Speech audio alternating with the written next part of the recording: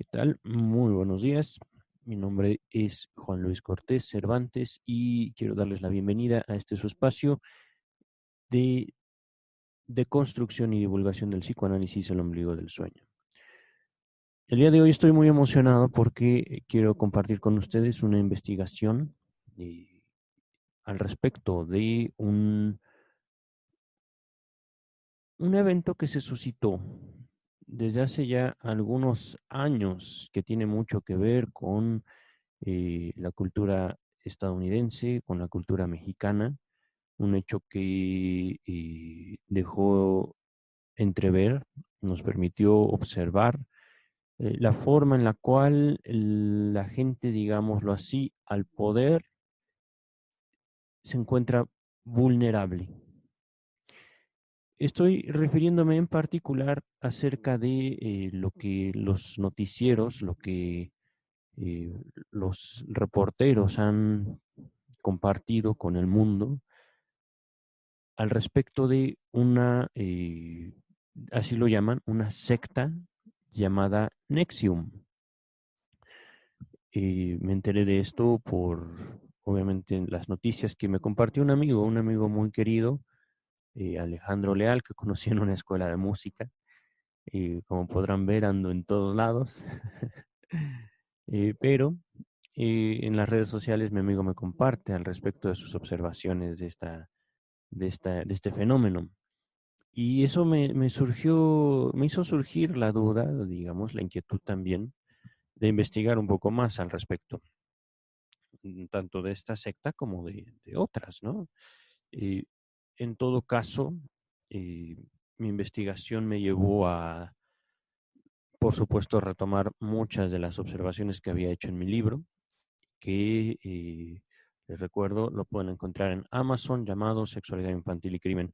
Me parece que sería necio de mi parte no hacer la observación de que en cada uno de estos podcasts he hecho mención, pero realmente, a pesar de haber sido un esfuerzo considerable, o justamente por eso, puedo decir que es de las mejores cosas que me han no puedo decir me han ocurrido, que yo he hecho.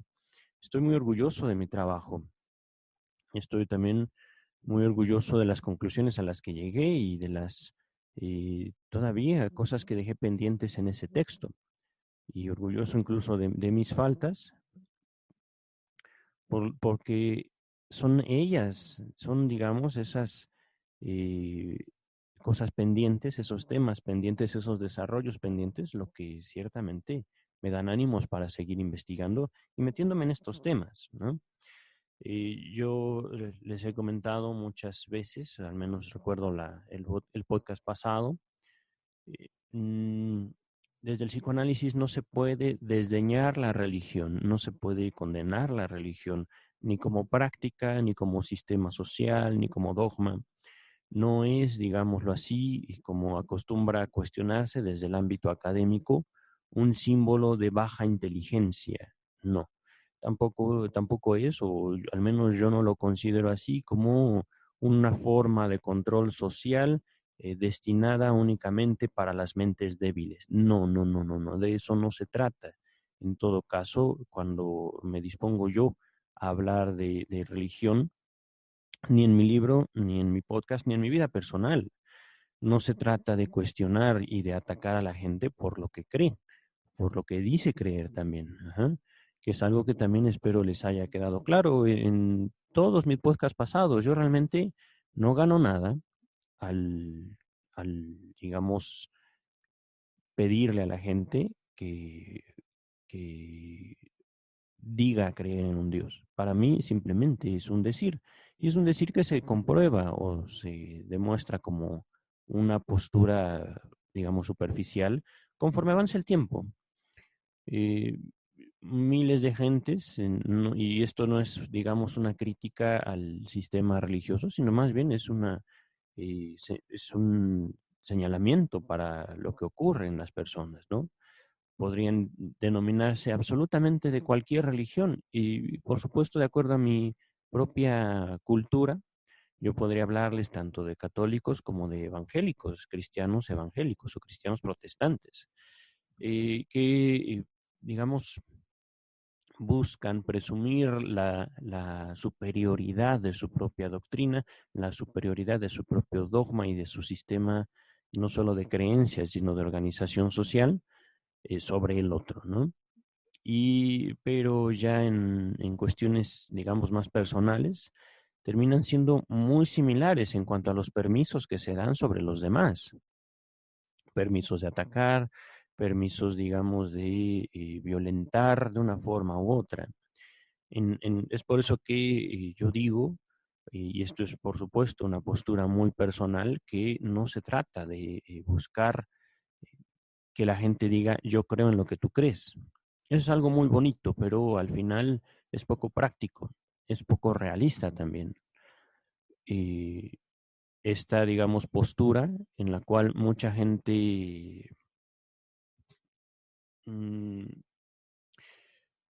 busca que la adhesión personal a un sistema de creencias y, por supuesto, la adhesión específica a un grupo que practica ese sistema de creencias es garantía, digámoslo así, de bondad. Voy a ponerlo en palabras mucho más sencillas. Si alguien dice creo en Dios, realmente, al menos para mí, no significa la gran cosa. Es un decir, una palabra. Ajá. Pero hay gente que lo considera fundamental, como un requisito para poder convivir con otras personas. Y es justamente parte de este tema que he querido abordar con ustedes acerca de, lo he querido nombrar así para que suene también rembombante, eh, sexo y sectas. Pero el hecho de que vayamos a hablar o les vaya a contar acerca del sexo y las sectas, no quiere decir que esto se limite exclusivamente a esos grupos raros, digámoslo así, que buscan compartir ideas raras. No. Me he estado informando mucho al respecto, me he estado, digamos, recordando también mucho de mi propia historia personal, en un afán, digamos, de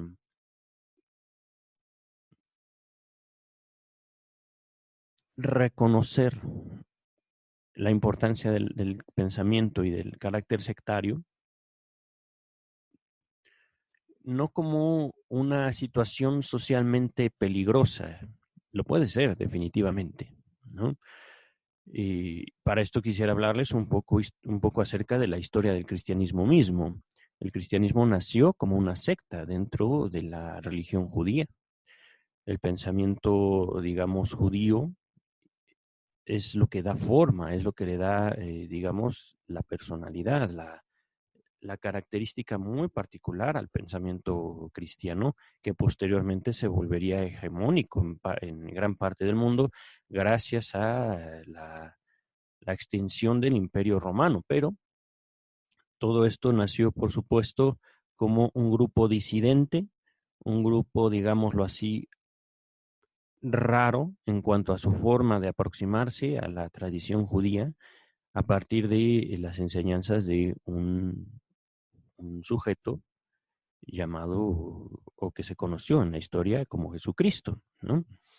Entonces, si nosotros podemos aproximarnos a digámoslo así, el carácter religioso de la humanidad no, y el carácter también sectario de toda religión, no podemos, digamos, negar tampoco que toda forma de pensamiento va teniendo diversas aproximaciones, dependiendo, por supuesto, de la experiencia del individuo que se acerca a ellas. Ajá. A partir de su propia experiencia, los individuos podrán decir, esto está bien y esto está muy mal.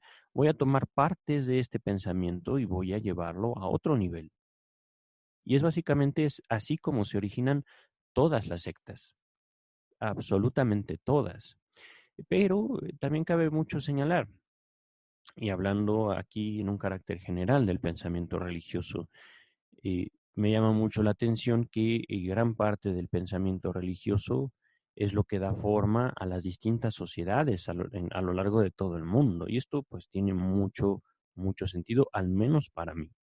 Se trata de que, y esto lo expongo en mi libro, pero por supuesto lo puedo resumir en pocas palabras ahorita, la herencia, digamos, emocional que conecta al individuo con los medios y con los medios y las estructuras sociales, es decir, con las relaciones que le permiten sostener su vida en su temprana infancia, le dan a él y a ella, por supuesto, también una huella, un anhelo de la esperanza que depositó sobre las primeras figuras de cuidadores. Típicamente estaríamos hablando de que en base a la relación que establece todo individuo con sus figuras de cuidado, llámese padre, madre, abuelo, tío, primo, hermana, hermano, deja en todos los seres humanos una huella de el deseo, ¿no? Esto es algo que estuve hablando con ustedes la semana pasada en el podcast sobre la castración. Si nosotros tuviéramos todo a lo largo de nuestra vida, pues simplemente no desearíamos. ¿Para qué desearíamos si lo tenemos todo? Es parte también de digamos, la estructura que plantea el psicoanálisis alrededor del sueño. El sueño como un cumplimiento de deseo. El sueño que nos permite no solo descansar, sino también obtener aquello que no pudimos obtener en la vida diaria, en la vida diurna, en la vida de todos los días, ¿no? Pero bueno, y no quiero elevar mucho también la complejidad de mis abstracciones y de mis comentarios. Simplemente quisiera yo invitarlos a cuestionar eh, no solo su propia postura al respecto de la religión. Y con esto me refiero a justamente no permitirles a ustedes abandonarse, no ante tal vez una experiencia de total, ¿cómo decirlo?, profundidad, de total complacencia. No, no se trata de robarles esa experiencia, sino de invitarlos a cuestionar qué es lo que hacen con ustedes mismos al respecto de esa necesidad, ¿no? De esa necesidad de abandonarse ante otra persona, de abandonarse ante un grupo. Pero esto es muy importante también notar. Y al respecto de la conformación de los grupos sectarios, por lo general, se levantan sobre la figura de una sola persona. Mm, Aquí, por ejemplo, yo podría pensar al respecto del AA, ¿no? Los alcohólicos anónimos. Los alcohólicos anónimos surgen, digamos, como una alternativa social de tratamiento para el alcoholismo específicamente en Estados Unidos, me parece que la década de los 50 o 60, pero como una alternativa frente a los llamados grupos Oxford. Estos grupos Oxford fueron, digamos así, los pioneros, pero en el ámbito religioso, en el tratamiento o en el acercamiento hacia la problemática del alcoholismo. ¿Qué quiere decir todo esto? Los grupos Oxford se dedicaban a acercarse a los alcohólicos, específicamente a los alcohólicos, y a decirles, digo, con otras palabras, ¿no? Dios tiene un plan para tu vida, tú tienes que dejar el pecado del alcoholismo y recuperar tu gracia, tu bondad inherente, porque tú eres bueno de naturaleza, ¿no? Naturalmente no les decían esto, les repito, estoy tratando de hacer un resumen, estoy tratando de hacer una transmisión rápida, ¿no? Pero, pues como en todos lados, surgen los disconformes y parte de esos disconformes fueron justamente dentro de estos grupos Oxford los fundadores del AA, los Alcohólicos Anónimos allá en Estados Unidos. Y Bill y Bob, si mal no recuerdo, justamente por su carácter de anonimato, y es algo que quería distinguir en este caso, ellos buscan en base al anonimato no ser considerados, digámoslo así, como una secta. como una derivación o unas, ¿cómo llamarlo? Como dejar descansar el protagonismo no sobre las personas, sino sobre los preceptos. De ahí, digamos, la importancia de este programa de los 12 pasos, que es, por supuesto, un hito. No digámoslo así en cuanto a la mm, psicología, ni en cuanto a, digamos, a la religión. Es más bien un hito en la organización social al respecto de la atención de los problemas. Ahorita que lo pienso, es como si se tratara de hacer una ley al respecto de la condición del alcohólico y que por supuesto ya para estos días, estoy hablándoles del 2020, al día de hoy, se transformó en un hito en cuanto a al abordaje de una problemática particular, ¿no? Y me refiero a esto desde el aspecto de la psicología. Pero regresemos, es digamos como un intento de fundar un grupo en base a preceptos, no en base a una figura. Pero por supuesto, esto no puede llevarse a la vida real si no hay figuras que sostengan estos preceptos, si no hay hombres o mujeres que con incluso sus faltas, enseñen a los demás, y aquí quiero remarcar estas comillas, el camino correcto. Quiero aquí, digamos, hacer énfasis en lo siguiente, ¿no? Porque eh, si bien el grupo o los grupos de AA, porque esto es muy importante, y básicamente se comparten los preceptos, pero no se comparte más allá de esa identidad, ese fundamento de la identidad, y buscan, digamos, no ser considerados como un factor peligroso, y esto hablando específicamente de Estados Unidos. Tengo ahí sí una experiencia que me apoya a hacer esta declaración. En Estados Unidos, los grupos de AA son grupos muy respetados, son grupos hasta queridos o hasta que eh, hacen, digamos, el mismo puente entre los individuos que esta declaración que les hacía hace unos momentos. Yo solo voy a tener como amigos o como amigas gente que diga que cree en Dios. Que eso para mí, que les repito, no tiene mucho sentido, pero para mucha gente sí.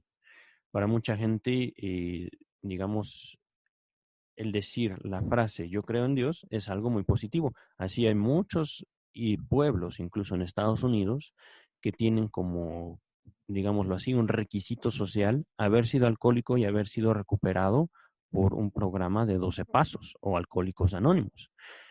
Y aquí es donde podemos ver cómo justamente se van formando las sectas. No tanto en Estados Unidos, sino que el pensamiento no suele ser limitado a una sola región del planeta, a una sola cultura. Cuando los 12 pasos llegan aquí a mi país, a México, tienen, por supuesto, una apropiación cultural, tienen una modificación, y es aquí donde surgen justamente las sectas o los grupos sectarios.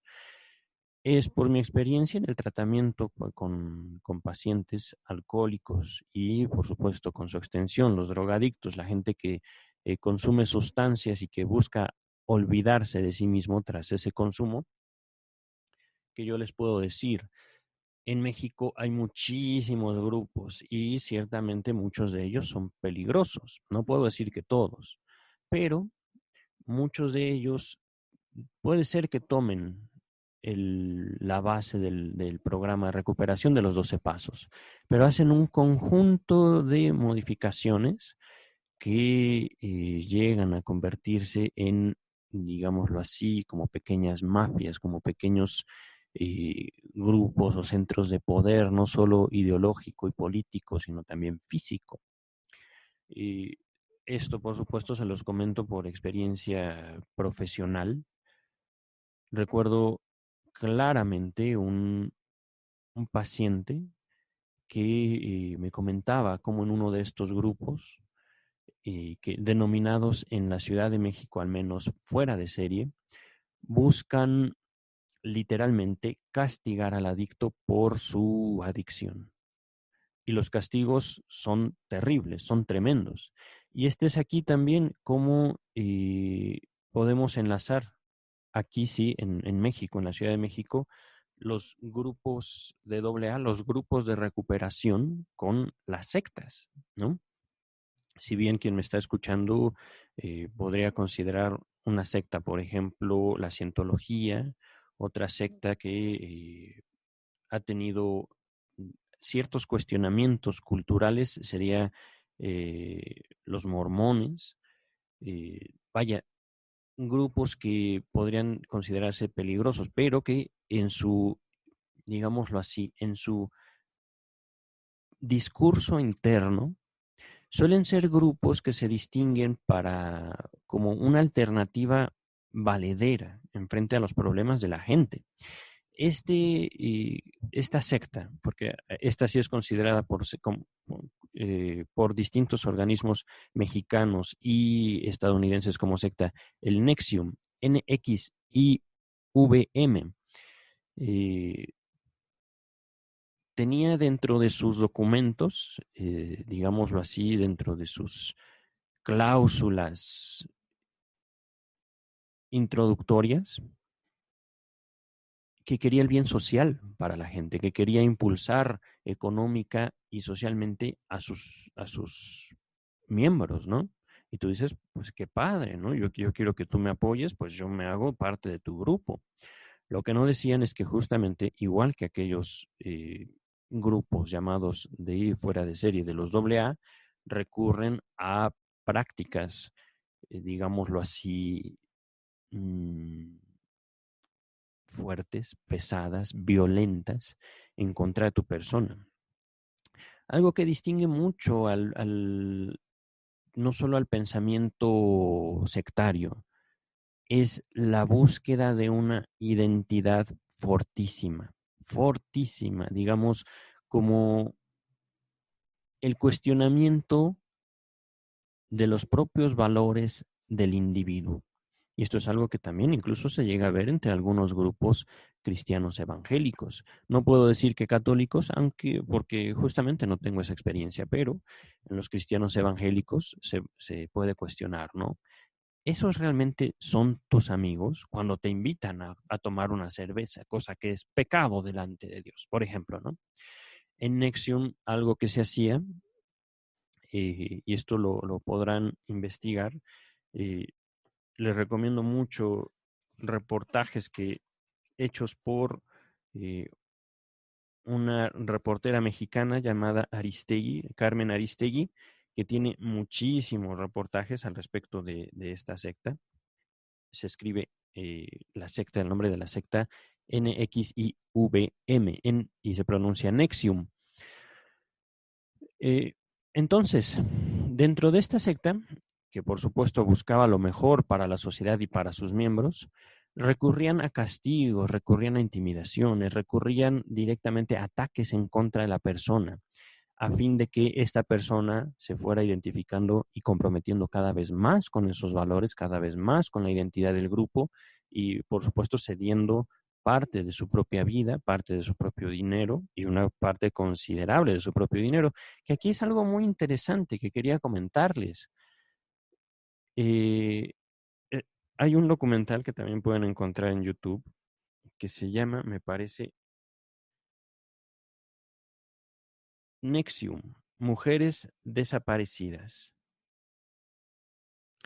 En este reportaje se habla del caso de varias mujeres que al parecer fueron asesinadas dentro de esta secta.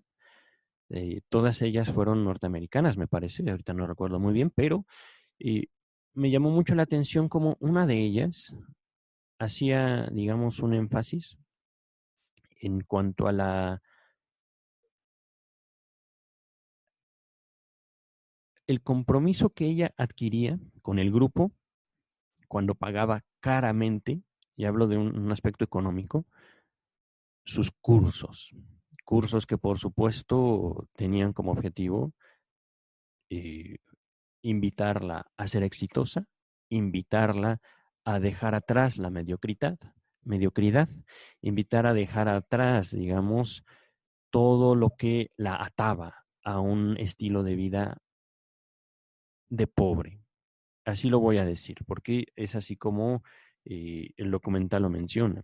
Para que tú, lo que proponía esta secta de Nexium es para que tú dejes la pobreza, tienes que gastar dinero.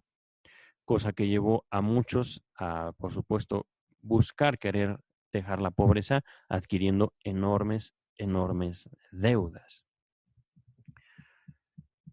No sé si alcanzan a notar esta lógica, digamos, contradictoria, que a uno le puede parecer hasta cierto punto barbárico que estas personas hayan accedido a este tipo de tratos, pero ciertamente, y esto espero haberlo dejado claro en el podcast sobre la castración, hay algo que nos falta a todos. Hay algo que todos estamos buscando, que ya sea, puede ser el amor, puede ser el éxito económico, que puede ser la tranquilidad, ¿no? Esta paz mental de la que tanto presume la psicología. El punto es de que, y eso es algo que también me quedó muy claro en todas las fuentes documentales a las que recurrí, la gente busca y la gente se hace esclava de su propio deseo. La gente, digámoslo así, busca hasta el hartazgo, busca hasta que no solo no encuentra lo que buscaba, sino que pierde todo lo que tenía. Y es algo, digo, muy curioso. He querido también ofrecer en este podcast alguna clase de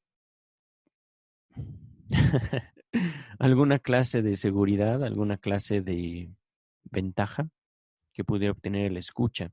Y una de ellas era justamente eh, aceptar las propias limitaciones que la vida nos impone. Y por supuesto, ofrecer el psicoanálisis que como una alternativa, digámoslo así, para ubicar esas imposibilidades de la vida. Puede esto sonar como muy complicado, como incluso también, ¿no? Que yo quisiera fundar mi propia secta, pero pues realmente me tiene mucho sin cuidado, incluso cuántos followers o cuántas visitas tengan estos podcasts. Pero les pondré un ejemplo, hablando de castración, hablando particularmente de las relaciones humanas. Uno como hombre busca satisfacer a una mujer en todos sentidos, no solo hablando del aspecto sexual en cuanto a la práctica de una relación sexual, sino hablando también del estado afectivo, de lo económico, etcétera. Y justamente parte importante de la experiencia de un hombre es darse cuenta que la satisfacción de una mujer no depende de uno. Esto podrían ustedes escucharlo como, no, este es un perdedor que quiere convencerme de que eh, no tengo que satisfacer a mi mujer cuando él no la satisface. Ustedes pueden pensar eso si quieren, realmente me tiene sin cuidado. Lo cierto es que la experiencia a mí mismo me ha demostrado, no todas las mujeres pueden ser satisfechas. Y eso también debo extenderlo hacia el hombre. No todos los hombres pueden ser satisfechos. ¿Cuánto dinero necesitan ustedes? No les digo para vivir, sino para ser felices, para estar tranquilos. Aquí es donde, si yo, por ejemplo, fuera un coach en cuestiones económicas, les ofrecería, pues vengan a mi curso, tomen mi curso para que puedan ustedes tener todo el dinero que necesitan para ser felices. Y yo más bien les digo, bueno, queridos, queridas, mm, es posible ser feliz sin dinero. Y esto no necesariamente tiene que, eh, pueden obtenerlo ustedes a través de un curso, de un podcast, ¿no? Más bien los invitaría a mirar a su alrededor.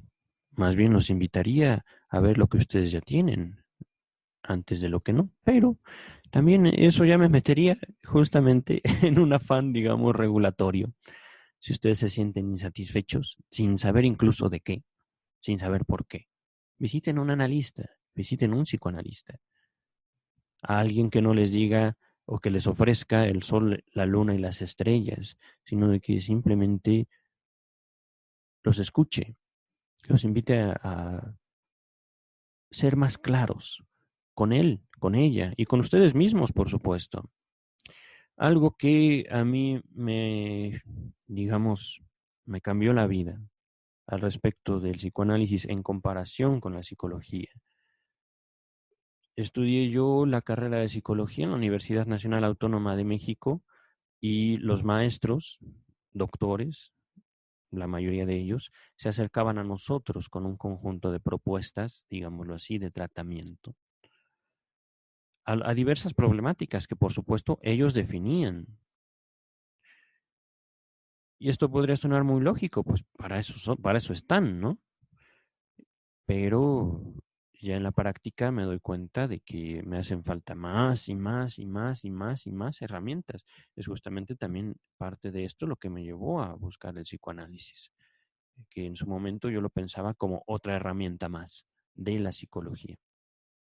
Y aquí es donde también yo agradezco la fortuna de haberme topado con la institución con la que me topé y con la que debo recalcar, ya no tengo ninguna relación.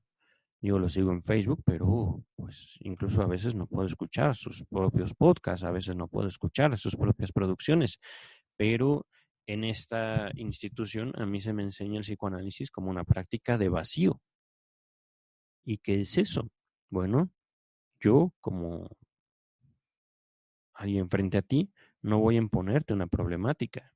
Yo no voy a decirte tu problema es esto. Tú vas a traer tu dolor, tú vas a traer tus problemáticas. Tú vas a traer, digamos, tu ser. Yo no voy a ofrecerte una solución a un problema que no me consta que tú tienes. Puede ser, retomando la situación esta que les describía de los problemas sociales, puede ser que el problema de un alcohólico no sea el alcohol, sino justamente que es incapaz y se siente impotente frente a la sexualidad de su pareja, frente a la sexualidad femenina. Se siente impotente frente a la vida, se siente impotente frente al mundo, se siente miserable y por eso busca acallar su dolor a través del alcohol. Por ponerles un ejemplo,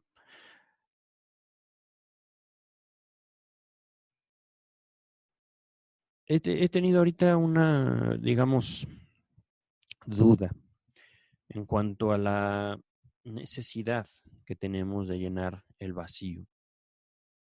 Y esto se traduce, por supuesto, en la teoría política.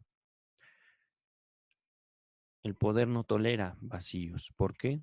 Porque el poder es justamente una de las características de la naturaleza humana. Hablando, por ejemplo, de la sexualidad misma, me llama mucho la atención, y esto se los digo justamente desde mi propio ser, desde mi propia experiencia, cómo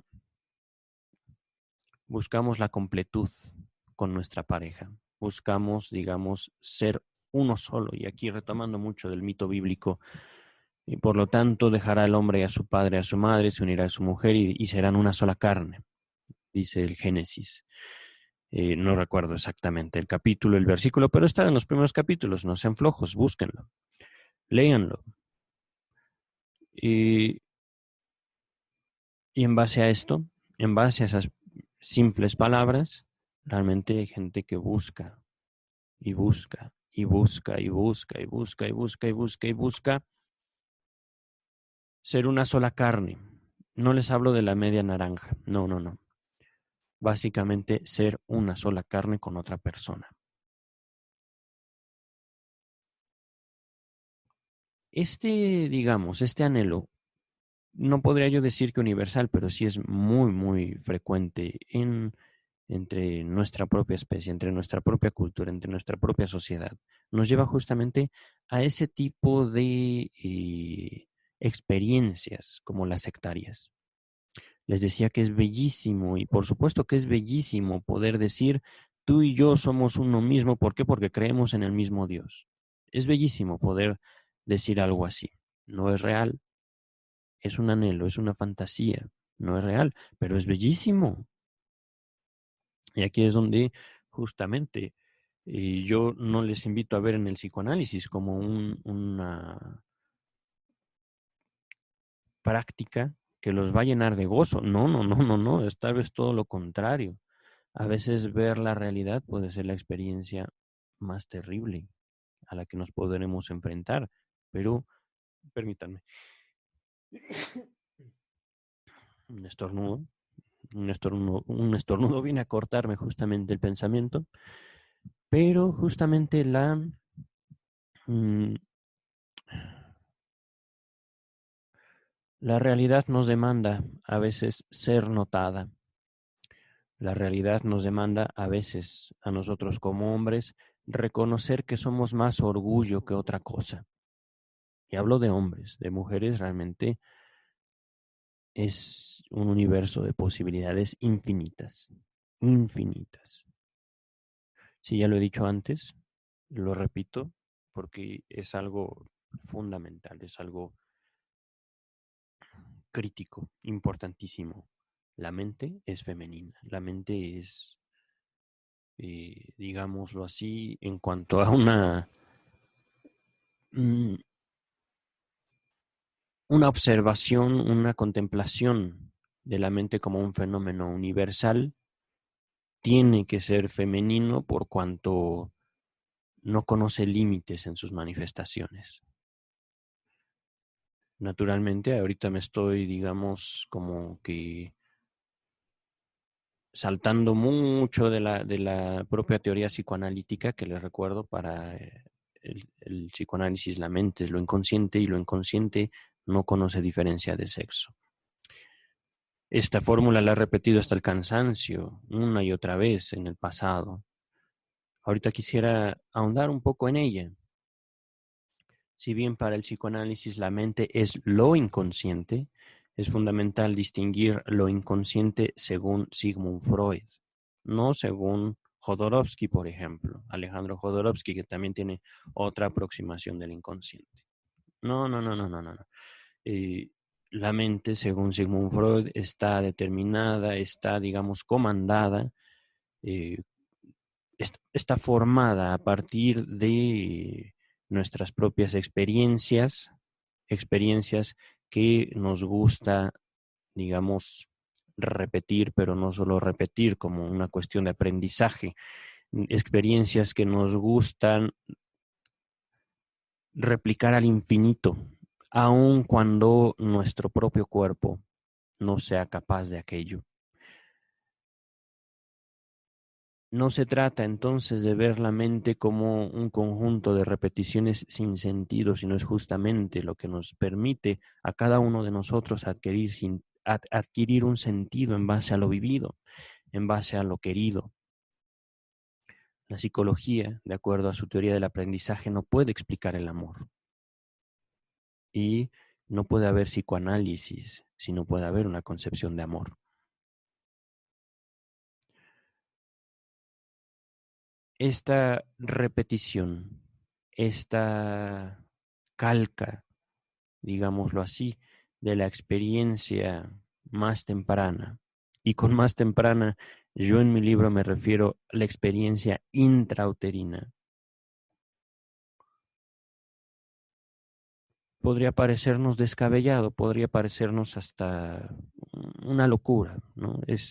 Lo he comentado, es simplemente una teoría, es simplemente una suposición. Experimentamos desde antes de nacer, desde el vientre. Y si justamente buscamos algo que tal vez sea imposible de encontrar, es porque en algún momento nos sentimos completos, nos sentimos que no nos faltaba absolutamente nada. No necesitamos de nada ni de nadie. Y eso es justamente el rastro, digámoslo así, de esa experiencia biológica de la simbiosis uterina. Siento que me he elevado otra vez en mi discurso, siento que me he vuelto otra vez críptico, que me he vuelto otra vez pesado de entender.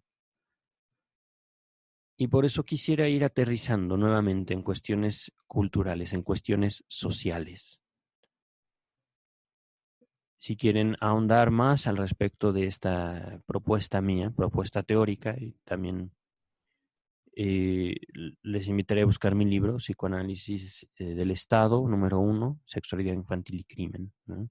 Pero ahorita quisiera regresar en cuestiones de la regulación el individuo a través de estas formaciones sectarias, ¿no?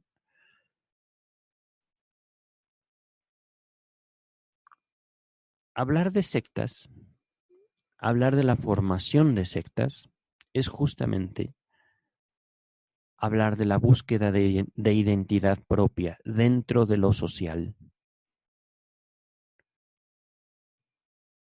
Hablar de, ¿por qué no? Incluso prácticas sexuales dentro de las sectas, dentro de los grupos sectarios. Simplemente nos indica la formación al infinito de nuevas experiencias conforme a bases, digámoslo así, ideológicas, que al fin y al cabo, por el momento podría presentar la ideología como una simple una simple formación de discurso al respecto de los mismos actos. Discurso al respecto de los mismos actos. Aquí tampoco puedo evitar mencionar, incluso por qué no decirlo, el carácter a veces que aparenta sectario del psicoanálisis. La propia historia del psicoanálisis es testigo de ello. Cuando Sigmund Freud muere, el psicoanálisis entra en una crisis terrible, terrible, y de la cual Lacan fue quien dio cuenta.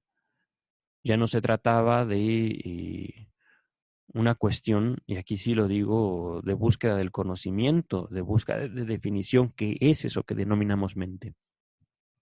Se trataba de un conjunto de prácticas invariables que siguen rigiendo a muchos psicólogos al día de hoy. La sesión tiene que durar 1 hora, 45 minutos. Tienes que hacer esto y esto y esto y esto. Favorecer transferencia, bla, bla, bla, bla, bla, bla, bla.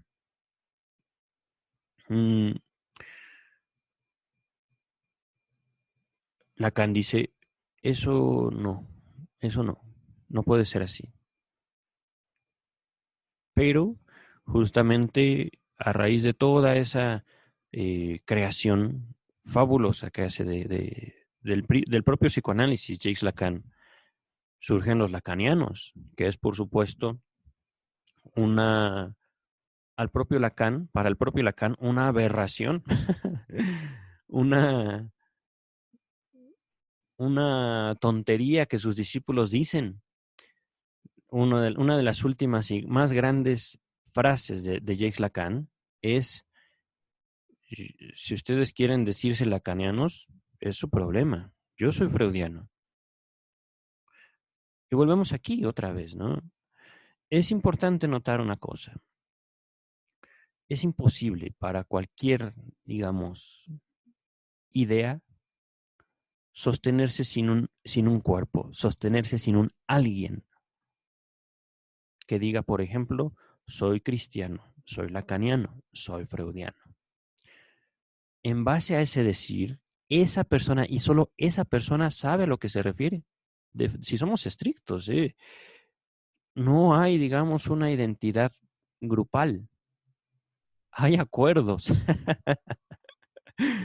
Hay, digámoslo así, como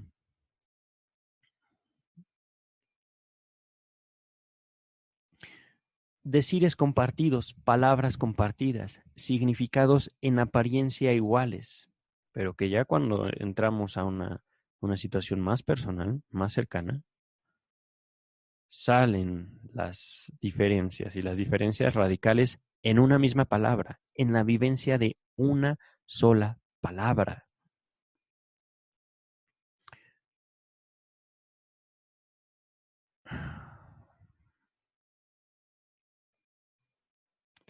Sectas y sexo, he pensado nombrar este podcast en particular. Sectas y sexo. Si ustedes han escuchado poco acerca de, digámoslo así, el sexo conforme ustedes lo esperaban, de que se hacían y se deshacían, no necesariamente tiene que ser así. Les recuerdo que el sexo lo he denominado desde un principio de la historia de este podcast como la relación que establecemos con los demás y con nosotros mismos a través de nuestro cuerpo. Puede ser una frase, digámoslo así, un tanto críptica, porque en apariencia todos tenemos relación con nuestro propio cuerpo, pero esa relación va adquiriendo matices, esa relación se va desarrollando, se va estorbando incluso a través de nuestras propias decisiones y a través también de nuestra propia naturaleza que nos invita de continuo a negarnos a nosotros mismos, a negar nuestras necesidades, nuestros deseos. Y hablando de naturaleza, haciendo un recuento también muy breve de mi propio libro, es una naturaleza única en el reino animal. Es una naturaleza que nos ha permitido tener avances que ninguna otra especie que nosotros conozcamos. Una naturaleza que les puedo nombrar tiene mucho que ver con nuestra introducción a la sociedad y a los recursos que podemos obtener a través de la convivencia entre los muchos seres humanos. Parte, digámoslo así, de esta naturaleza es distinguir una y otra vez nuestra identidad al momento de establecer relaciones con nuestros prójimos, ¿no? Preguntarnos, ¿qué soy con respecto a ti? ¿Soy tu pareja? ¿Soy tu amante? ¿Soy tu, no sé, soy tu amigo? No lo sé. Hay situaciones indefinibles. Hay veces que las palabras no bastan, pero justamente, y retomando el tema de la castración, el hecho de que no basten no quiere decir que vamos a dejar de pronunciarlas. El hecho de que una identidad nunca sea total, hablando de castración, el hecho de que una identidad grupal o individual, como ustedes gusten llamarle, nunca sea, digámoslo así,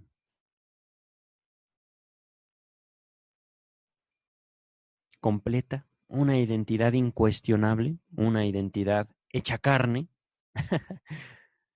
no quiere decir que dejemos de buscarla. Y eso es justamente parte de la naturaleza de las sectas.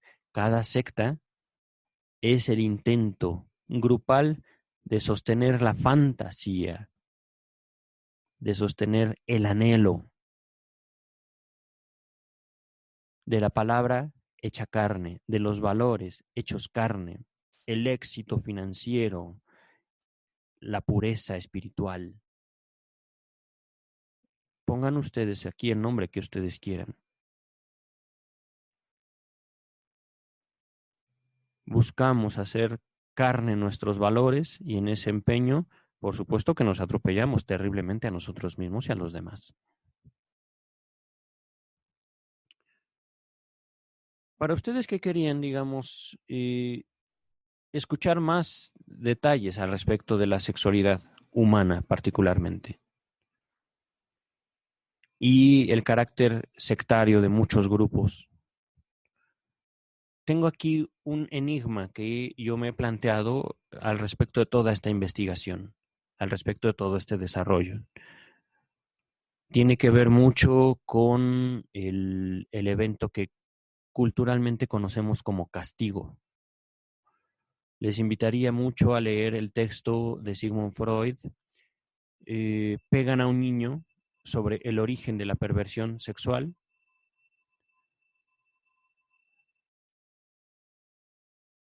Veremos que en ese texto la perversión no empieza como una práctica, sino justamente empieza en el terreno de la fantasía. Y a veces ahí se limita, a veces no.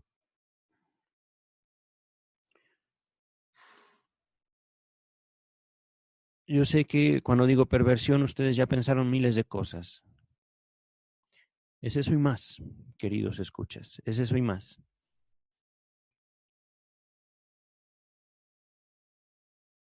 Es la posibilidad de descansar en nuestras propias fantasías. Es la posibilidad incluso de llenarnos a nosotros mismos sin la necesidad de convivir con alguien más. Cuando nos damos cuenta que eso no nos basta, entonces vienen ahí las manifestaciones sexuales de una perversión. Y aquí, digamos, tratando de apartar del pensamiento religioso el uso de mi palabra perversión, quiero decir que la perversión que estoy nombrando tiene más que ver con una manifestación, digámoslo así, amorfa de una energía en particular. Una manifestación específica o particular. Esta, digamos, aproximación, por supuesto que la estoy tomando desde el uso que hace Sigmund Freud de la palabra perversión, no como algo malo, simplemente como algo distinto o particular. Incluso podemos estar hablando de heterosexuales perversos.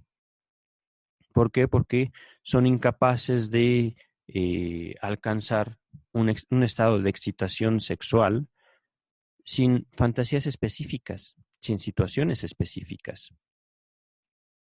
Por ejemplo, un hombre que no puede obtener una erección si no está alcoholizado, aunque pues, justamente el alcohol no promueve mucho, no facilita mucho la erección. Una mujer que no puede ser excitada por su marido, por su pareja, que ella escoge que sea hombre, pero que no puede ser excitada sexualmente sin ser insultada, por ejemplo. Aún en lo que nosotros culturalmente consideramos como normal, entre comillas, que podría ser la heterosexualidad, hay perversiones, hay manifestaciones específicas, particulares, únicas. Me río justamente porque está, digamos, en la naturaleza humana la búsqueda de esa identidad, la búsqueda eterna, eterna, hasta el cansancio, lo voy a repetir, no se alcanza esa identidad. Dentro del psicoanálisis, fuera del psicoanálisis, dentro del coaching, fuera del coaching, psicología, religiones, sectas. Si ustedes introducen algo así, tengan mucho cuidado, muchísimo cuidado, porque ese anhelo, esa meta, nunca se alcanza. Tomemos el psicoanálisis, el texto de Freud, psicoanálisis terminable e interminable. Yo, por ejemplo, yo sé que el psicoanálisis, que al menos yo practico, no es para procurarme a mí mismo la tranquilidad que muchos colegas psicólogos, por ejemplo,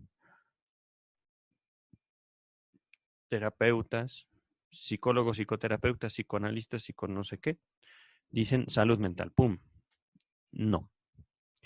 Mi análisis durará hasta mi muerte.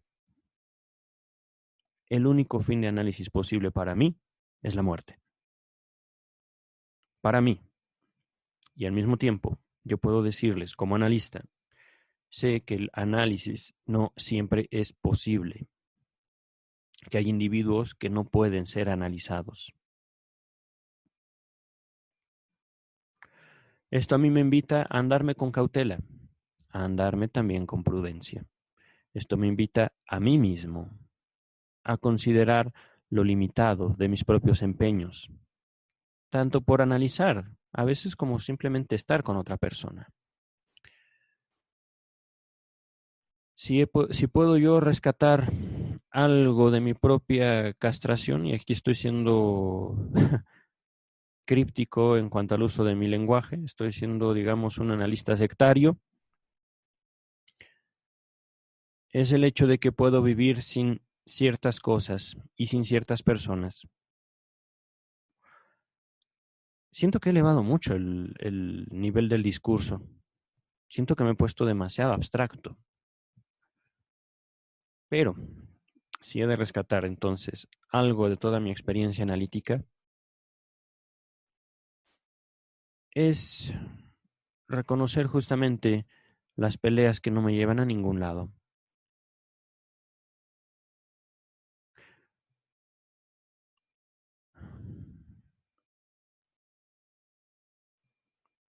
Los conflictos que yo sostengo más por el placer de vencer que por otra cosa, que porque realmente sean útiles para mí o para los demás. Y de igual manera, al mismo tiempo, y justamente por eso, puedo reconocer cuando no solo el conflicto es inevitable, sino necesario.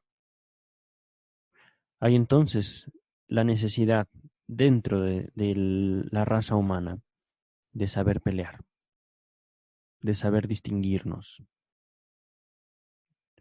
de poder señalar cuándo es conveniente y cuándo no, hacer o decir algo. Por supuesto que esto es simplemente una observación realmente, si me pongo estricto conmigo mismo, muy plana. No me lleva a ningún lado, no los va a llevar a ningún lado, sean precavidos. Yo creo que eso sería lo principal.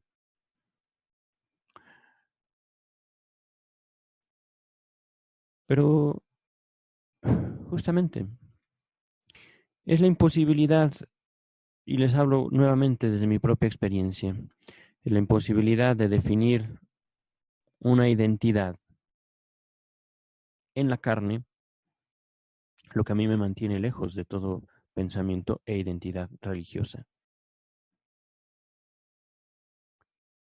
No quiero con esto cuestionar, digamos, el dogma de una persona que me puede estar escuchando, pero sí invitarlos a flexibilizar un poco su propia aproximación a lo que es el ser.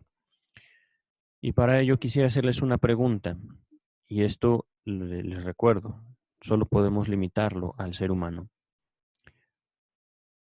¿Cuál de todas las sectas cristianas, cuál de todas, tiene la verdad al respecto de el ser cristiano? Son los presbiterianos, son los bautistas, son los fundamentalistas, son los católicos. Digo, los mormones también podríamos considerarlo como una secta cristiana porque eh, al menos para ellos Cristo está allí, ¿no? Puede que no sea Dios, igual con los testigos de Jehová, pero pues ahí está Cristo, ¿no?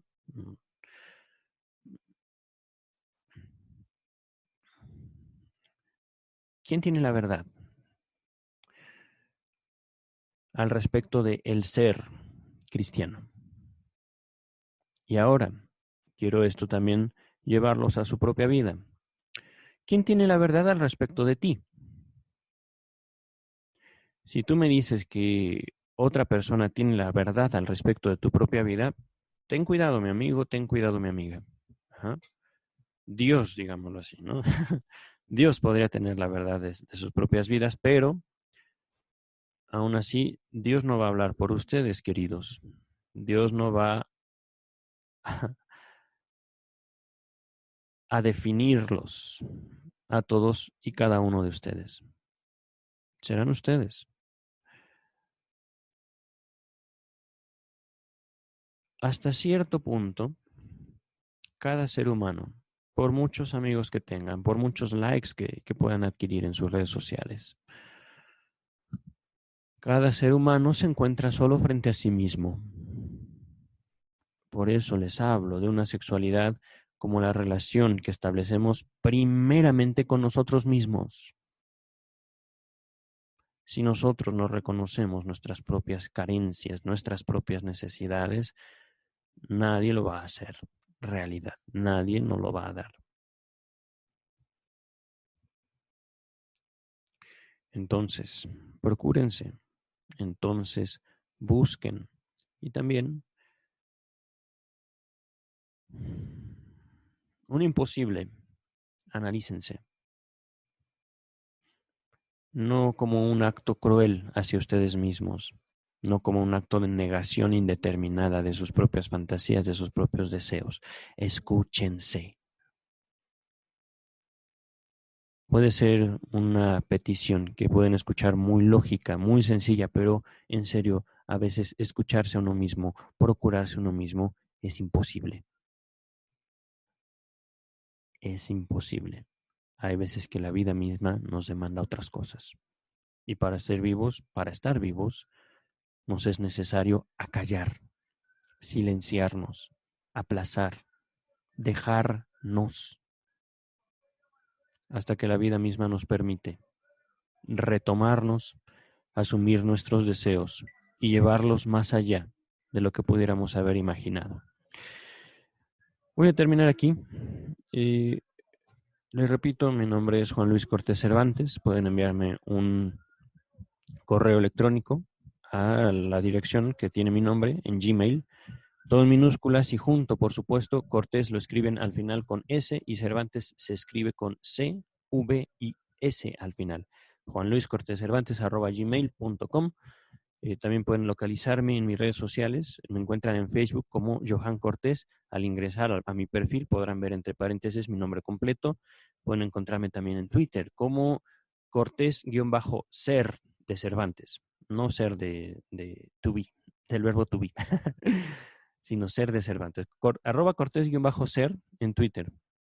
Facebook y Twitter son mis principales redes sociales. Por supuesto, me encontrarán en YouTube, me encontrarán en Spotify como El Ombligo del Sueño. Y espero haberles dejado algo de toda esta perorata de casi una hora. Tengo que ir a recoger a mi perrito que lo llevaron a bañar. Buen día y buena vida para ustedes. Cuídense.